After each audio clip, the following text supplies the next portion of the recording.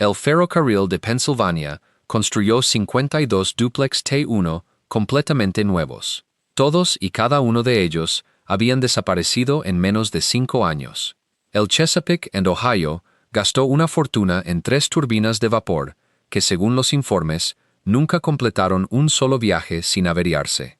Estas locomotoras debían demostrar que el vapor podía sobrevivir al diésel, que las turbinas podían reemplazar a los pistones y que el tamaño descomunal podía resolver cualquier problema. Pero ninguna de ellas perduró. Entonces, ¿qué salió mal con 10 de las locomotoras más ambiciosas jamás construidas? ¿Y por qué cada una de ellas desapareció en apenas unos pocos años? Número 10. La Triplex XA del Ferrocarril de Virginia. En 1916, la fábrica de locomotoras Baldwin envió una de las máquinas más extrañas de la historia ferroviaria a los campos de carbón del sur de los Apalaches. El Ferrocarril de Virginia había encargado una locomotora con 3 conjuntos separados de ruedas motrices, un diseño que Baldwin creía que proporcionaría una fuerza de tracción inigualable para arrastrar pesados trenes de carbón por las empinadas pendientes montañosas de Virginia Occidental. El concepto detrás de la triplex era sencillo. Si 2 conjuntos de ruedas motrices funcionaban bien en una locomotora articulada convencional, tipo Mallet, entonces 3 conjuntos deberían funcionar aún mejor.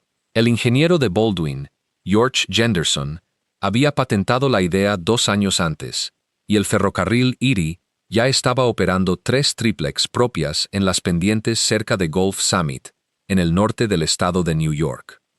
La versión del ferrocarril de Virginia fue clasificada como XA, por Serie Experimental Primera. Personal de Baldwin viajó con la locomotora para ayudar a resolver los problemas. Nunca lo lograron. El problema fundamental era la termodinámica. La caldera simplemente no podía producir suficiente vapor para alimentar los 3 conjuntos de cilindros a una velocidad mayor que la de un gateo. En el Erie, las triplex alcanzaban un máximo de unos 16 km por hora.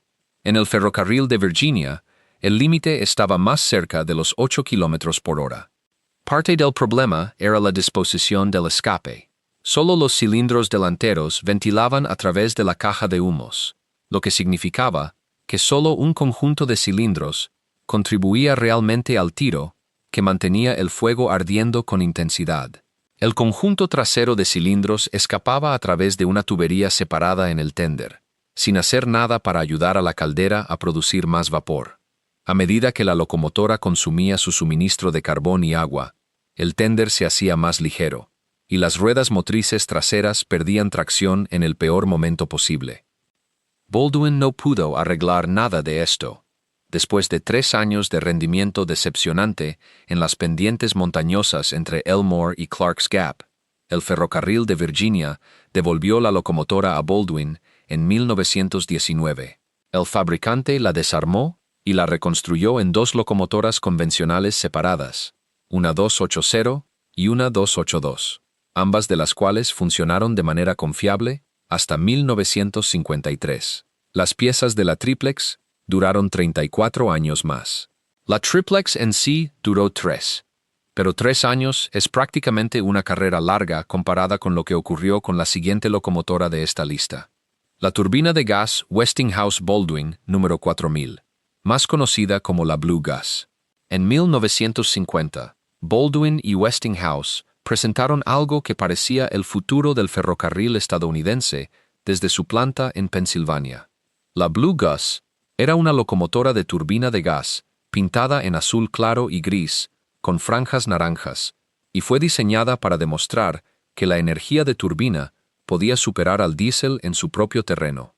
Concentraba 4.000 caballos de fuerza en una sola unidad y llevaba una carrocería aerodinámica distintiva que se parecía ligeramente a las unidades de cabina diésel de morro de tiburón de Baldwin. Westinghouse y Baldwin enviaron a la Blue Gus en una gira por los ferrocarriles estadounidenses, probándola en servicio pesado de carga en el ferrocarril de Pittsburgh y Lake Erie y en el ferrocarril Union, y en servicio de pasajeros en el ferrocarril de Pensilvania. También realizó pruebas en el Missouri, Kansas, Texas y en el Chicago y Northwestern. Y aquí está la parte extraña.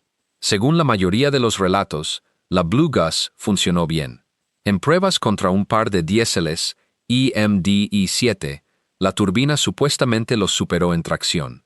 La calidad de la marcha era excepcional gracias a una carrocería que podía deslizarse lateralmente sobre los bogies mediante resortes de centrado, suavizando las irregularidades de la vía.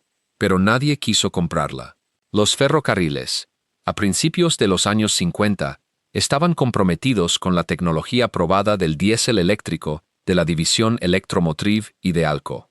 Una locomotora de turbina de Westinghouse, sin importar lo bien que hubiera funcionado en las pruebas, era una apuesta que ningún departamento de compras estaba dispuesto a asumir. Después de 3 años de demostraciones y pruebas sin un solo pedido, la Blue Gus fue devuelta a Pittsburgh y discretamente desguazada en 1953. Es una de las pocas locomotoras de esta lista que, podría decirse, funcionó según lo previsto. Simplemente llegó a un mundo que ya había tomado su decisión. Número 8. La locomotora duplex Q1 del ferrocarril de Pensilvania. El ferrocarril de Pensilvania pasó finales de los años 30 y principios de los 40, convencido de que el futuro del vapor residía en la tracción duplex, un diseño que dividía las ruedas motrices en 2 grupos separados, cada uno accionado por su propio par de cilindros. La idea era reducir las fuerzas de martilleo sobre la vía causadas por las pesadas piezas alternativas de una locomotora convencional. La Q1 fue el primer intento de aplicar este concepto al servicio de carga. Completada en los talleres de Altoona en 1942 y numerada 6130, la Q1 llevaba una disposición de ruedas 4644 que nunca se había usado antes y nunca se volvería a usar. Fue una máquina única desde el principio. El problema más evidente era la ubicación de los cilindros traseros. Estaban orientados hacia atrás, situados directamente debajo del hogar. Esta era una ubicación terrible. El calor intenso del hogar de arriba hacía que el mantenimiento del motor trasero fuera un trabajo agotador, y las estrechas holguras significaban que dar servicio al mecanismo de distribución requería contorsiones que los equipos de taller temían. La Q1 también sufría de la misma tendencia al patinaje de ruedas que perseguiría a todos los diseños dúplex del ferrocarril de Pensilvania. Con la fuerza motriz, dividida entre 2 grupos más pequeños de ruedas, en lugar de uno grande, cada conjunto tenía menos peso presionándolo contra el riel, y menos peso significaba menos agarre. Después de 4 años de servicio que generaron más dolores de cabeza que ingresos, la Q1 fue retirada en 1946 y finalmente desguazada. El ferrocarril de Pensilvania ya había pasado a su siguiente experimento dúplex, la enorme locomotora de carga Q2, que a su vez duraría solo unos pocos años más. La Q1 sigue siendo uno de los ejemplos más claros de una locomotora que era obsoleta antes de salir de la nave de montaje. Ese patrón de diseños ambiciosos que llegan demasiado tarde se repetiría de forma dramática con la siguiente entrada. Número 7. Las locomotoras de turbina de vapor eléctricas de General Electric para el Union Pacific. A finales de los años 30, General Electric construyó 2 de las locomotoras tecnológicamente más ambiciosas de la historia estadounidense en su planta en Erie, Pensilvania. Eran locomotoras de turbina de vapor eléctricas y utilizaban una caldera alimentada con carbón para producir vapor. El vapor hacía girar una turbina, la turbina accionaba generadores eléctricos y los generadores alimentaban motores de tracción en las ruedas. Era vapor, electricidad y tecnología de turbina, todo soldado en una sola máquina enorme. El concepto pretendía combinar las mejores cualidades de la propulsión a vapor y la eléctrica. General Electric esperaba igualar el rendimiento de los nuevos diésel eléctricos que Electromotriv había estado demostrando por todo el país desde 1935, pero usando carbón en lugar de costoso combustible de petróleo. Después de pruebas en el ferrocarril New York Central, las 2 unidades fueron enviadas al oeste, a Omaha, para el Union Pacific, en abril de 1939. El Union Pacific las operó en algunos viajes de prueba y luego las envió en una gira publicitaria por todo su sistema. En menos de 6 meses, ambas locomotoras fueron devueltas a General Electric. Las máquinas eran maravillas de la ingeniería sobre el papel, las únicas locomotoras de vapor con condensación jamás construidas y operadas en Norteamérica. Pero eran demasiado complejas, demasiado costosas de mantener y demasiado frágiles para el servicio ferroviario cotidiano. El sistema de condensación, que se suponía debía recuperar y reutilizar el vapor de escape, resultó especialmente problemático. Las dos unidades permanecieron inactivas en la planta de General Electric durante varios años hasta 1943, cuando la demanda bélica de materias primas selló su destino. Ambas locomotoras fueron desmanteladas y fundidas. Desde su concepción hasta su destrucción, todo el proyecto duró aproximadamente 5 años. El tiempo real dedicado a tirar trenes comerciales en el Union Pacific se midió en semanas, no en meses. Si han estado llevando la cuenta, habrán notado que varias de estas entradas involucran al ferrocarril de Pensilvania. Eso no es una coincidencia. El Pennsy fue uno de los experimentadores más agresivos en la historia de las locomotoras estadounidenses, y su siguiente entrada en esta lista podría ser su fracaso más espectacular. Ahora volvamos al ferrocarril de Pensilvania. Número 6. La S1 del ferrocarril de Pensilvania, apodada la Gran Máquina.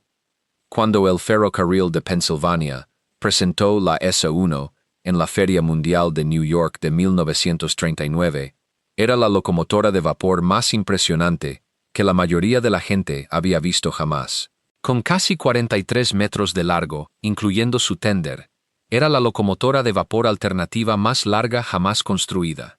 El carenado aerodinámico de estilo Art Deco fue diseñado por Raymond Loewy, el mismo diseñador industrial detrás del Studebaker Avanti y el paquete de cigarrillos Lucky Strike. La S1 parecía el futuro. Bajo esa elegante cubierta había una disposición de ruedas 6-4-4-6, lo que significaba que tenía 2 conjuntos separados de ruedas motrices accionados por sus propios pares de cilindros, lo que la convertía en un diseño dúplex. Las ruedas motrices medían más de 2 metros de diámetro, entre las más grandes jamás instaladas en una locomotora. Todo el conjunto pesaba más de 450 toneladas con su tender, y fue diseñada para arrastrar un tren de pasajeros de 1000 toneladas a 160 kilómetros por hora. El problema fue inmediatamente obvio, una vez que la S1 dejó el recinto ferial e intentó trabajar para ganarse la vida. La locomotora era tan grande que no podía negociar las curvas en la mayor parte del propio sistema del ferrocarril de Pensilvania. Fue restringida a la línea principal entre Chicago y Crest Lane, Ohio, un tramo de apenas 455 kilómetros. Pero el verdadero asesino fue el patinaje de ruedas. A diferencia de la mayoría de las locomotoras de vapor, que solo patinaban sus ruedas al arrancar desde una parada, la S1 perdía tracción a velocidad de operación, a 50, 60 e incluso 80 kilómetros por hora. El peso sobre las ruedas motrices era simplemente demasiado ligero para la potencia que se les aplicaba. Cuando las ruedas se soltaban a velocidad, el giro violento causaba serios daños mecánicos al motor que hubiera patinado. Las tripulaciones llegaron a temer los bandazos impredecibles. La S1 realizó su último viaje en diciembre de 1945, después de aproximadamente 6 años de servicio limitado en un corto tramo de ferrocarril. El ferrocarril de Pensilvania discutió preservarla, pero con las finanzas del ferrocarril deteriorándose, la Gran Máquina fue al soplete en 1949. Una locomotora, una disposición de ruedas, y nada que mostrar por todo ello. Pero la S1 era al menos una locomotora de vapor convencional bajo su piel. La siguiente entrada intentó algo mucho más extraño y fracasó aún más rápido. Número 5. La turbina de vapor M1 del Chesapeake en Ohio. Si quisieran elegir una sola locomotora para representar la desesperación de los ferrocarriles carboneros estadounidenses a finales de los años 40, la M1 del C&O sería difícil de superar. El ferrocarril Chesapeake en Ohio transportaba más carbón que casi cualquier otro ferrocarril del país. Y ese carbón no era solo carga, era carbón y combustible. Combustible barato y abundante que el propio ferrocarril poseía y extraía. La idea de cambiar a costoso combustible diésel comprado a compañías petroleras era genuinamente dolorosa para la dirección del C&O. En 1947 y 1948, Baldwin y Westinghouse entregaron 3 locomotoras de turbina de vapor M1 al C&O, numeradas 500, 501 y 502. Estas no eran locomotoras de vapor ordinarias. Cada una pesaba más de 385 toneladas. En el momento de su construcción, la M1 era la locomotora de una sola unidad más larga del mundo, con más de 47 metros de largo. La caldera se situaba en la parte trasera, con la carbonera al frente, invirtiendo la disposición típica. Una turbina Westinghouse hacía girar 4 generadores de corriente continua, que alimentaban 8 motores de tracción en las ruedas. Era, en esencia, una locomotora de vapor unida al sistema de tracción eléctrica de un diésel. El C&O promovió la 500 como la locomotora del futuro y planeaba usar las 3 unidades para tirar de su nuevo tren de lujo aerodinámico, el Chessie, entre Washington y Cincinnati. Se suponía que el propio Chessie contaría con coches panorámicos y un salón con un gran acuario de agua caliente lleno de peces tropicales. Nada de ello sucedió. El servicio de pasajeros del Chessie fue cancelado en 1948 antes de llevar un solo pasajero de pago, dejando a las M1 sin un propósito. Las 3 turbinas fueron reasignadas a operar entre Clifton Forge y Charlottesville, en Virginia, donde demostraron ser, por decirlo suavemente, poco confiables. Según relatos contemporáneos, las M1 nunca completaron un solo viaje sin que algo se averiara. El polvo de carbón estropeaba los motores de tracción delanteros. El agua que goteaba de la caldera provocaba cortocircuitos en los sistemas eléctricos. Con el carenado aerodinámico retirado para mantenimiento, un observador señaló que el interior parecía la pesadilla de un fontanero. El C&O nunca pudo lograr que ninguna de las 3 unidades recorriera todo el trayecto de Washington a Cincinnati en un solo día. Para 1949, las 3 estaban fuera de servicio. Fueron discretamente desguazadas en 1950. La locomotora del futuro duró aproximadamente 2 años. 3 turbinas experimentales destruidas antes de que terminara la década ya es bastante malo, pero la siguiente entrada en esta lista involucra toda una flota de locomotoras completamente nuevas, y la magnitud de la pérdida empequeñece todo lo que hemos visto hasta ahora. Número 4. La flota de dúplex T1 del ferrocarril de Pensilvania.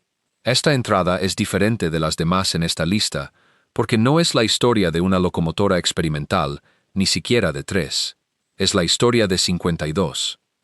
El ferrocarril de Pensilvania construyó 2 prototipos T1 en Baldwin en 1942, numerados 6110 y 6111. Eran locomotoras dúplex de pasajeros 4444, con carenado aerodinámico de morro de tiburón, que las hacía parecer distintas a cualquier otra cosa sobre los rieles.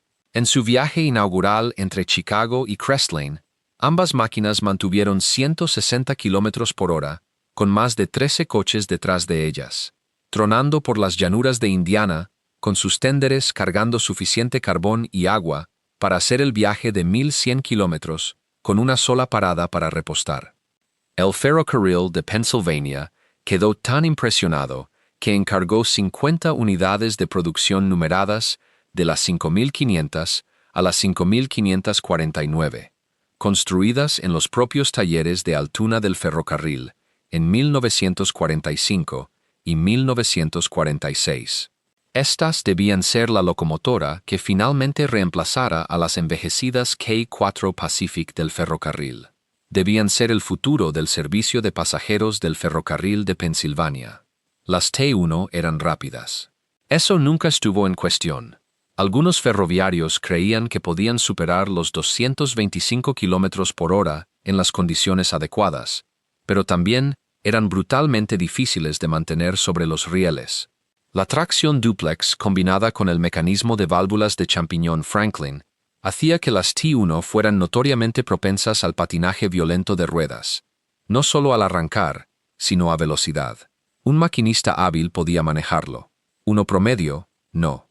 El propio mecanismo de válvulas de champiñón era otro problema. A diferencia del familiar mecanismo de distribución Wolfshartz, que se encontraba en la mayoría de las locomotoras de vapor estadounidenses, el sistema Franklin era complejo, de difícil acceso dentro del piloto carenado y caro de reparar. Cuando algo se rompía, y siempre se rompía algo, las T1 se quedaban en el taller mientras locomotoras más simples llevaban los trenes. ¿Podrían haberse resuelto los problemas de las T1? Posiblemente. La máquina 5547 fue equipada experimentalmente con el mecanismo de distribución convencional Wolfshartz y reclasificada como T1A, y según algunos relatos, funcionó mejor. La máquina 5500 fue reconstruida con un sistema mejorado de levas rotativas de champiñón y supuestamente mostró un rendimiento superior al del resto de la clase, pero para entonces ya era demasiado tarde. Las locomotoras diésel inundaban el ferrocarril, y el ferrocarril de Pensilvania no tenía ni el tiempo ni el dinero para arreglar una flota de máquinas de vapor plagadas de problemas. Para finales de 1949, la mayoría de las T1 estaban apartadas. Para 1952, todas estaban fuera de servicio. El desguace comenzó en 1951, y la última T1 fue al soplete en 1956. 52 locomotoras, cada una con un costo superior a $300,000 en dinero de los años 40, todas desaparecidas en apenas 5 a 7 años después de su construcción. Hoy, no sobrevive ninguna. Un grupo sin ánimo de lucro llamado la Fundación T1 está intentando construir una T1 completamente nueva desde cero, incorporando mejoras de diseño que podrían haber salvado a las originales. Esperan completarla alrededor de 2030. Si lo logran, la nueva número 5550 será la primera T1 en girar una rueda en más de 70 años. Si están encontrando esto interesante, pulsen suscribirse. Cubrimos historia ferroviaria como esta cada semana. Ahora pasemos a la siguiente entrada. Una locomotora, cuyo propio nombre predijo su propia muerte. Número 3. La John Henry del Norfolk and Western. Para 1954, prácticamente todos los grandes ferrocarriles de Estados Unidos se habían dieselizado por completo o estaban bien encaminados. Todos los ferrocarriles excepto uno. El ferrocarril Norfolk and Western, con sede en Roanoke, Virginia, todavía operaba vapor en servicio regular de línea principal. El N&W poseía enormes reservas de carbón y operaba algunas de las mejores locomotoras de vapor jamás construidas, incluyendo sus legendarias locomotoras clase A y clase I-6. Los mecánicos maestros del ferrocarril en Roanoke habían pasado décadas perfeccionando el arte del vapor, y no estaban listos para dejarlo. La John Henry fue su último intento de demostrar que el vapor podía competir. Construida por Baldwin Lima Hamilton, con una caldera de tubos de agua de tipo marino de Babcock & Wilcox, la número 2300 era una locomotora de turbina de vapor eléctrica diseñada para arrastrar carga pesada por las pendientes de los Apalaches. La tripulación la apodó como la leyenda folclórica John Henry, el hombre que clavaba acero y que compitió contra un taladro de vapor y ganó, solo para morir del esfuerzo. El nombre resultó profético. La John Henry era masiva, con más de 49 metros de acoplador a acoplador, más de 15 metros más larga que las mayores locomotoras de vapor convencionales del N&W. Era tan larga que no cabía en ninguna plataforma giratoria de todo el sistema del Norfolk and Western, lo que creaba problemas operativos evidentes cuando la locomotora necesitaba dar la vuelta. La caldera operaba a más de 42 kilogramos por centímetro cuadrado, más del doble de la presión de una locomotora de vapor estándar. El esfuerzo de tracción de arranque era un asombroso total de casi 80,000 kilogramos. Sobre el papel, la John Henry era un monstruo. En la práctica, los problemas se acumularon rápidamente. El polvo de carbón y las cenizas contaminaban los motores de tracción. Los controles automáticos de la caldera eran caprichosos. La bomba de agua de alimentación tenía que operar a velocidades superiores a sus especificaciones de diseño y fallaba repetidamente. Y la caldera de alta presión, aunque impresionante, exigía un mantenimiento especializado para el que las instalaciones de taller existentes del ferrocarril no estaban equipadas. El Norfolk and Western probó la John Henry durante aproximadamente 3 años.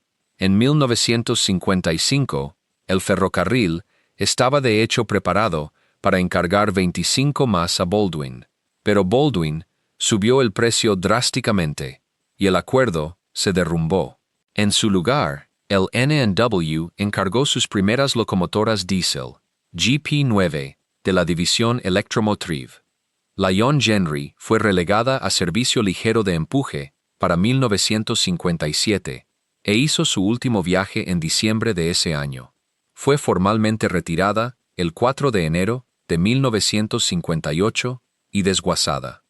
El Norfolk and Western mantuvo el vapor convencional 2 años más, convirtiéndose en el último gran ferrocarril estadounidense en dieselizarse completamente en mayo de 1960. El héroe folclórico John Henry murió demostrando que podía vencer a la máquina. La locomotora que llevaba su nombre murió demostrando que no podía.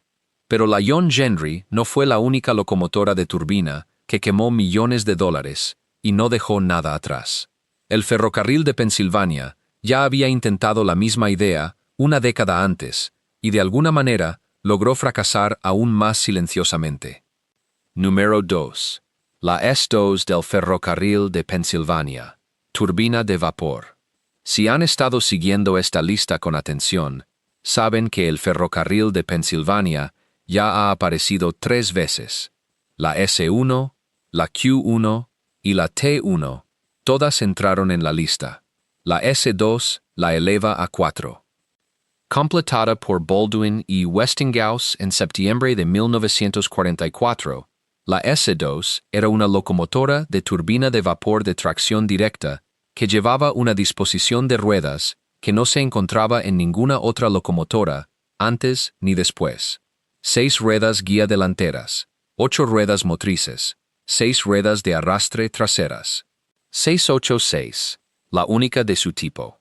El plan original pedía una 484, pero las restricciones en tiempos de guerra sobre aleaciones de acero ligeras obligaron al uso de materiales más pesados, lo que aumentó el peso hasta que se necesitaron bogies de 6 ruedas en ambos extremos. La locomotora alcanzaba más de 227 toneladas sin su tender. El peso era enorme. En lugar de cilindros y pistones, la S2 usaba una turbina Westinghouse engranada directamente al par central de ejes motrices, con los ejes exteriores conectados por bielas laterales convencionales. Una turbina grande en un lado de la locomotora se encargaba de la marcha hacia adelante, mientras que una turbina más pequeña en el otro lado proporcionaba la potencia de marcha atrás. La disposición de la turbina era inusual. La S2 alcanzaba una eficiencia mecánica casi perfecta. El 97% de la potencia de la turbina llegaba a las ruedas motrices, con solo un 3% perdido por fricción, una cifra que las locomotoras de vapor convencionales nunca podrían igualar. A alta velocidad, la S2 era suave, silenciosa y asombrosamente capaz. Superaba en rendimiento a Consists Diesel de 6,000 caballos de fuerza en pruebas, pero la turbina tenía una debilidad fundamental que reflejaba el problema de todas las demás locomotoras de turbina en esta lista. A bajas velocidades, devoraba carbón y agua a un ritmo ruinoso. Una turbina necesita alta velocidad de rotación para operar eficientemente, y a las bajas velocidades requeridas para maniobras en estación, movimientos de patio y subida de pendientes, desperdiciaba combustible a un ritmo que hacía cada viaje costoso. La S-2 sirvió en la división de Fort Wayne, arrastrando trenes de pasajeros de primera categoría entre Crest Lane y Chicago. Después de la guerra, tiró de todo, desde el Broadgate Limited hasta trenes militares de tropas, pero su apetito por combustible y agua, combinado con la creciente disponibilidad de potencia diésel confiable, selló su destino.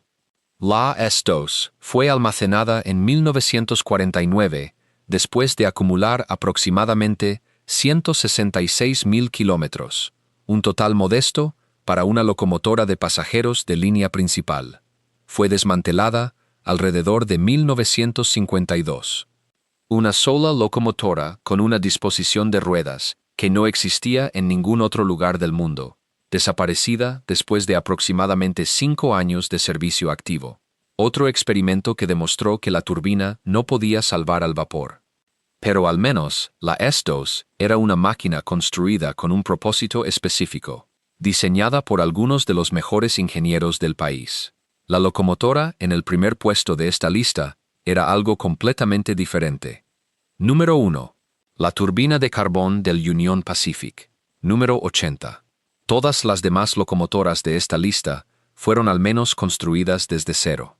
Esta fue ensamblada a partir de los cadáveres de 4 máquinas diferentes, y eso debería haber sido la primera señal de alarma. En octubre de 1962, los talleres del Union Pacific ensamblaron lo que se convertiría en la locomotora más larga jamás construida, uniendo con pernos una PA1 diésel modificada de ALCO como unidad de cabina. El chasis de una locomotora eléctrica clase W1, comprada al ferrocarril Great Northern por valor de chatarra. Un motor principal de turbina rescatado de una de las propias locomotoras de turbina de gas de primera generación retiradas del Union Pacific. Y un tender de carbón reconstruido a partir de una locomotora de vapor clase Challenger. El resultado fue una locomotora Frankenstein que se extendía casi 69 metros de punta a punta, apoyada sobre 25 ejes. La unidad PA1 conservaba su motor diésel de 2.000 caballos de fuerza, y la segunda unidad llevaba la turbina alimentada con carbón, que accionaba generadores para una potencia combinada de 7.000 caballos de fuerza. La idea en realidad tenía raíces económicas. La flota de locomotoras de turbina de gas convencionales del Union Pacific había estado quemando combustible pesado tipo Bunker C durante años, y el aumento de los precios del petróleo las hacía cada vez más caras de operar. Si el ferrocarril podía construir una turbina que quemara carbón barato en su lugar, las cuentas podrían salir a su favor. No fue así. Los problemas que habían plagado a todas las locomotoras de turbina de gas se amplificaron cuando el carbón reemplazó al combustible líquido. Moler el carbón en partículas, lo suficientemente finas como para quemarse sin destruir las palas de la turbina, resultó difícil y poco confiable. La acumulación de hollín y la erosión de las palas eran severas. El sistema de manejo del carbón era poco confiable y creaba una nube constante de polvo y ceniza alrededor de la locomotora. En toda su carrera, la número 80 recorrió menos de 16.000 kilómetros en servicio comercial. Compárenlo con las turbinas de gas convencionales del Union Pacific, que colectivamente registraron más de 1.600.000 kilómetros. La turbina de carbón pasó la mayor parte de su tiempo en el taller o fuera de servicio. Después de aproximadamente 20 meses de operación esporádica, el Union Pacific declaró el experimento un fracaso. La locomotora fue renumerada como 8080 en 1965 para liberar el número para las nuevas diésel AMD DD35, una pequeña indignidad apilada sobre una larga lista de ellas. Fue oficialmente retirada el 15 de marzo de 1968 y desguazada. La turbina de carbón del Union Pacific fue el último intento serio de un ferrocarril estadounidense de construir una locomotora que quemara carbón mediante tecnología de turbina. Fue el final de una línea que se extendía hasta los años 30 a través de las turbinas de vapor de General Electric, la M1 del C&O, la S2 del Ferrocarril de Pensilvania y la John Henry. Cada una de esas máquinas fue un intento de mantener vivo el carbón como combustible para locomotoras frente al dominio del diésel, y cada una de ellas fracasó. Lo que conecta a estas 10 locomotoras no es simplemente que fracasaron. Muchos diseños de locomotoras tuvieron problemas y fueron discretamente mejorados o reemplazados. Lo que hace diferentes a estas 10 es la escala de la ambición y la velocidad del colapso. Estas no fueron experimentos menores guardados en un rincón de la lista de material rodante de un ferrocarril. Fueron máquinas de titulares, promocionadas en comunicados de prensa y revistas especializadas, exhibidas en ferias mundiales y anunciadas como el futuro del ferrocarril. Los ingenieros que las diseñaron no eran tontos. Muchos de ellos estaban entre las mejores mentes mecánicas del país. Los ferrocarriles que las encargaron estaban desesperados por soluciones a problemas reales: la creciente competencia del diésel, la necesidad de más potencia y el deseo de proteger los ingresos del carbón que mantenían empleadas a comunidades enteras. Pero al final, la locomotora diésel ganó porque era simple, confiable y barata de operar. No se necesitaban instalaciones de taller especializadas para arreglar una IMD GP9. No se requería una plataforma giratoria de 33 metros. Nadie perdía el sueño por el polvo de carbón estropeando los motores de tracción o las palas de turbina erosionándose después de unos pocos miles de kilómetros. Estas 10 locomotoras nos recuerdan que la ambición por sí sola no garantiza la supervivencia. A veces, el futuro pertenece a la máquina que simplemente se presenta cada mañana y hace el trabajo sin drama. Si quieren ver la locomotora que casi destruyó a todo un ferrocarril, el video está en pantalla ahora.